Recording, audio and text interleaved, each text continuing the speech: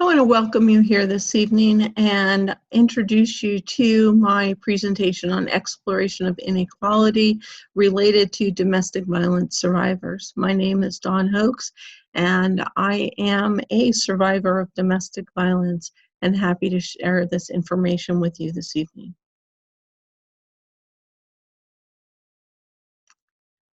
An overview of what we're going to cover this evening is a definition of what domestic violence is.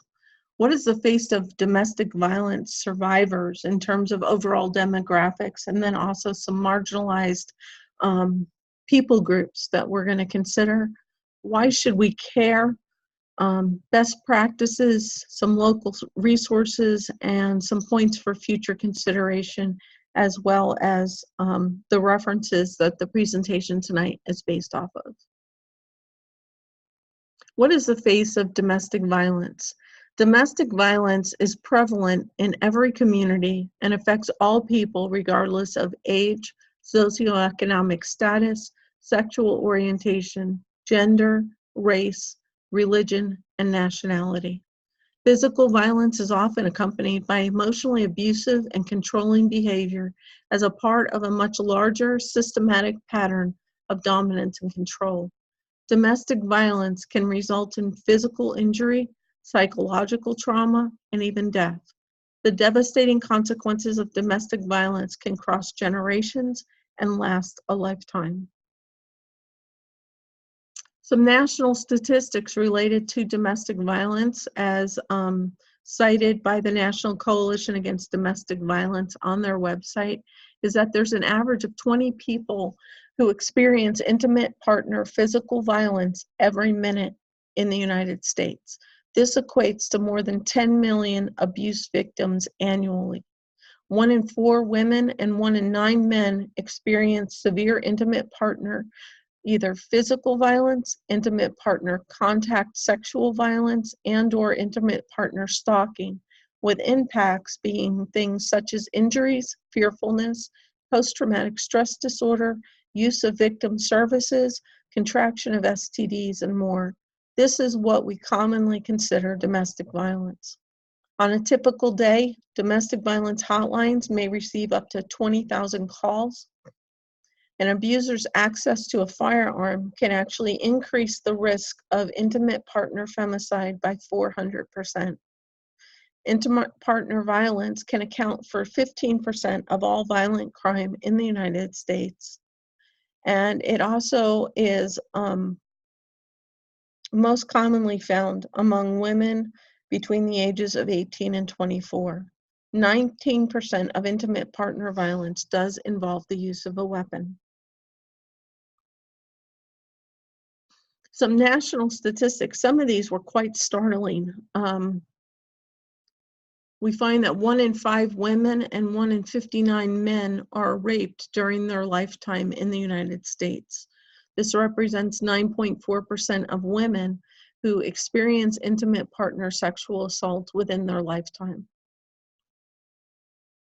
Stalking, 66.2% of female stalking victims reported stalking by a current or former intimate partner. That means that the overwhelming majority of stalking victims are stalked by people that are part of an intimate partner relationship. Again, startling, 34% of people who are injured by intimate partners never receive medical care for their injuries. Additionally, there's a very high correlation between intimate partner victimization with higher rates of depression as well as suicidal behavior. Related to homicide trends, 1 in 3 female murder victims and 1 in 20 male murder victims are killed by intimate partners. 20% of victims were family members or friends of the abused partner, neighbors, persons who intervene, law enforcement, responders, or bystanders. 72% of all murder-suicides are perpetrated by intimate partners. 94% of the victims of those murder-suicides are female. What's we're going to come back to this in relationship to some of the things that we talk about in terms of the faces of oppression. Economic effects. Not only does domestic violence hit across all socioeconomic statuses and classes, across races, gender, it also affects all of us through the economic impact that it has. Victims lose a total of 8 million days of paid work each year. This is the equivalent of 32,000 full-time job equivalents. It also costs the U.S. economy between $5.8 and $12.6 billion annually. Between 21 and 60% of victims lose their jobs due to reasons stemming from abuse. And there's also a large amount of workplace homicides among women that are the result of intimate partner abuse. In Kentucky specifically, the Kentucky Coalition Against Domestic Violence has some statistics for fiscal year 2018 on their website. There were 22,388 survivors who received non-residential services through the 15 different member programs. There were 4,525 men, women, and children who were provided with emergency shelter and transitional housing. There were 52,456 services were provided to children through the member programs throughout the state. Additionally, there were 289,894 individual, group, and family counseling service contacts provided. To show the community support for domestic violence, there were 23,612 volunteer hours that were clocked by just under 2,000 volunteers throughout the state. Let's go back to that definition of domestic violence. Domestic violence is the willful intimidation, physical assault, battery, sexual assault, and/or other abusive behavior as part of a systematic pattern of power and control perpetrated by one intimate partner against another. It includes physical violence, sexual violence, threats, and emotional and psychological abuse. The frequency and severity of domestic violence varies dramatically from case to case. The bold emphasis in this definition on systematic pattern of power and control is integral to domestic violence, and I've highlighted it and bolded it as we're going to address that in the coming slides. We reviewed earlier this semester related to Jung's 5 phases of oppression. Those 5 phases are exploitation, which is can be paraphrased as the labors of one benefiting the other.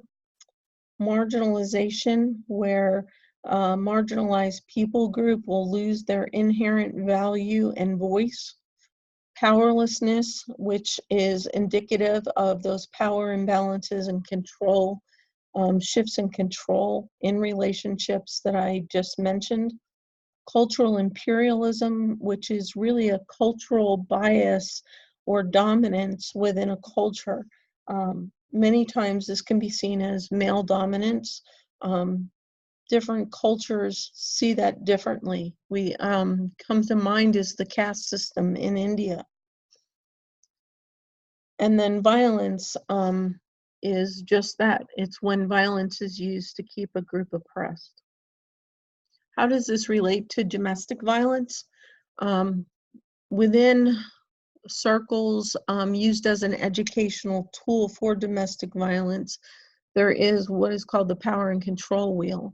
This contains 8 segments that show how an abuser will maintain an imbalance in power and control over the victim of domestic violence. They use things such as intimidation, inducing fear by the use of looks, actions, gestures, smashing things, destroying property, abusing pets, displaying weapons. This type of intimidation is a means of yielding someone powerless. it's also a way of marginalizing them where they lose their voice out of being intimidated. Emotional abuse is when someone is put down, made to feel bad about herself, called names, made to think that she's crazy. This falls into some of the gaslighting practices that are found with cultural imperialism, the male dominance. This is very, very much pronounced in cases where the abuser is a narcissist. If you're interested in reading more about that, I highly recommend the book Why He Does What He Does by Lundy Bancroft. Isolation. Isolation is a means of also causing someone to lose their voice and making sure that the abuser is the sole beneficiary of the labors of the victim, because the connections with extended family, friends, and others will be severed in this relationship. Minimizing, denying, and blaming. Again, this is a way of getting into the head of the victim in marginalizing them, deeming them powerless, and also in perpetuating the cultural imperialism. Using children to make her feel guilty, accuse her of poor mothering, using visitation to harass her, threatening to take away the children would be yet another way of exploiting her and exploiting what she is doing and caring for the children and caring for him. Male privilege definitely falls under the face of oppression of cultural imperialism. Economic abuse is a way of taking away someone's power. If you keep them from getting a job or keeping a job, take away money, do not allow your victim to have access to financial accounts. That's a way of keeping them powerless from being able to bring about significant change in their own lives. And then also coercion and threats. All of these, when these 8 different sectors on the power and control wheel don't seem to be enough to keep the victim oppressed and keep them without a voice and without an identity, then this is when things will escalate into more physical and sexual violence. Again, the ultimate way of having power and control would be the scenario of the murder-suicide case. Some special marginalized groups that we need to be mindful of as social workers in working among those with domestic violence are those that have cultural norms that have a strong identification with male dominance. There are articles in the list of references that speak specifically to Asian cultures, Pakistani cultures. I'm reminded of those that fall under Sharia law based on their culture and their religion. Another marginalized group are undocumented immigrants and the challenges that they have and that they face in accessing legal services. Sometimes there's language barriers, there's financial barriers. Those who don't have English as their primary language, pregnant women. There are a lot of different magnifications of these different phases of oppression when a woman is carrying a child. Those with disabilities, those that suffer with substance abuse or mental health issues in particular, can be very much more exploited and victimized. Children, and then also among the marginalized groups is men, men that are victims of intimate partner violence. Are marginalized in that they don't have as many services available to them in the community, and they also tend to have a harder time asking for help because men are not thought to be the victims in domestic violence, but rather the perpetrators. In looking at these different levels of exploitation and relating it to Maslow's hierarchy, how do we help someone to survive after being a victim of domestic violence? And Maslow's hierarchy is very accurate in that we have to go back to the very foundation of the pyramid in addressing those basic physiological needs. In the instance of domestic violence, I would consider physical safety to be among a physiological need that will then also further translate into that second level in more of the form of security, security of employment, finances, connections with those outside of oneself in the community or family, um, property in terms of the safety and security of having a place that has stability to live in. And then, of course, we move up to the connections with family, friends, community, self-esteem, and a confidence, and building one's own respect and gaining the respect of others, and then moving beyond to more of a state of self-actualization. How can we do this to help as social workers in providing services to victims of domestic violence? We can begin with social service support in the form of shelter, food, transportation, and health care. As we move up through the continuum, we can provide financial support to get a new start in life. Financial support will be needed in the form of a job, debt reduction, legal fees, transportation costs, childcare. Um, Emotional support would come next in the form of renewed connections with extended family, friends, community. I would interject also support groups where they get the sense of community amongst other survivors. Mental health support. This is a long-term need in really being able to mentally and emotionally overcome past trauma, abuse, and oppression. Applications of social work theories in working with survivors of domestic violence and healing. These come from our study of Payne's work on modern social work theory. Each of these different theories does have an application to the work with domestic violence. In looking at the best practices, we actually find that the most prevalent and the most recommended use of theories in relationship to domestic violence is intersectional trauma-informed theory. The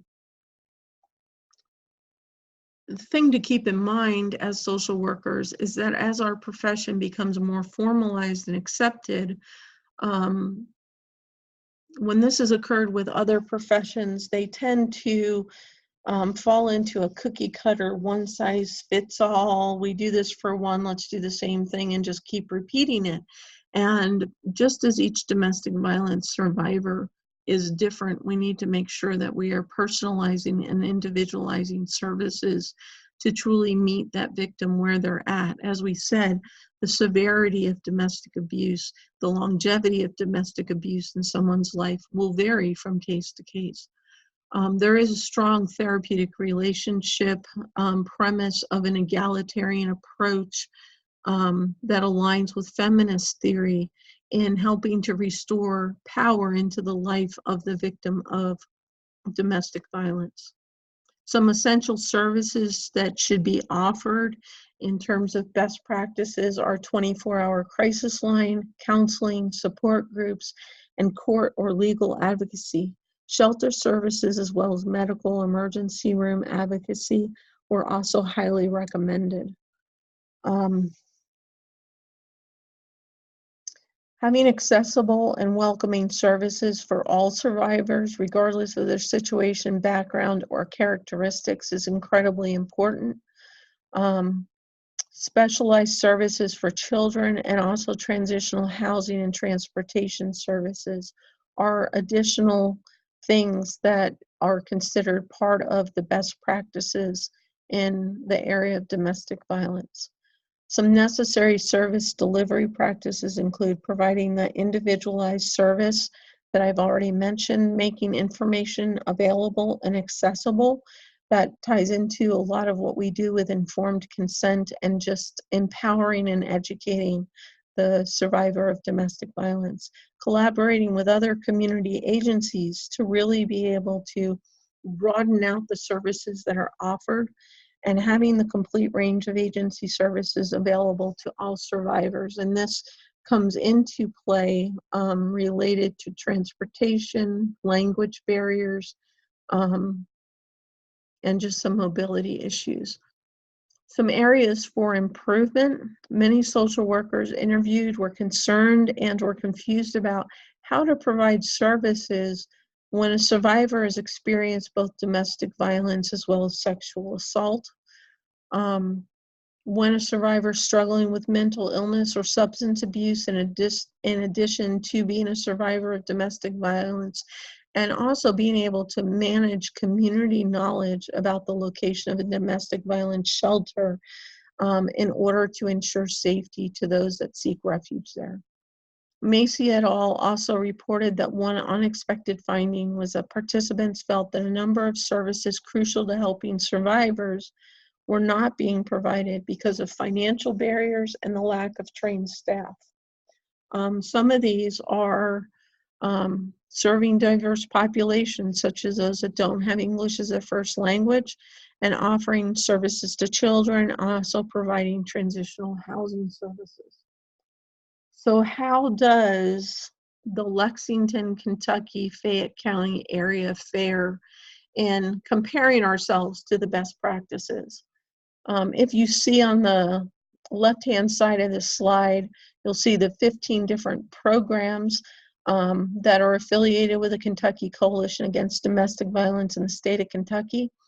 And the organization that serves Fayette County and the surrounding communities is Greenhouse 17.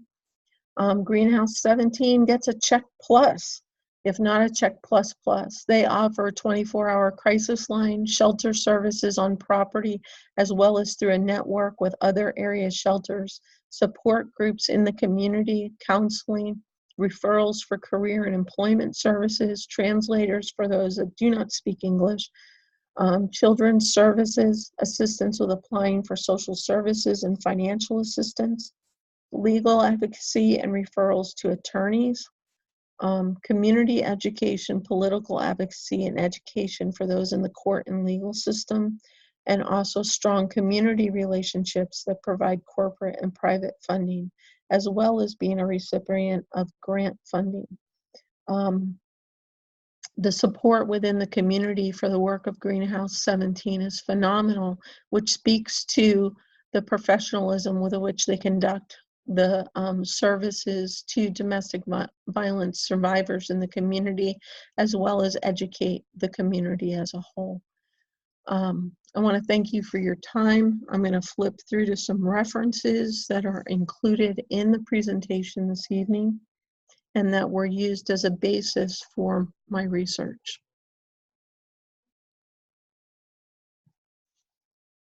Thank you again for your time, and I hope you have a lovely evening.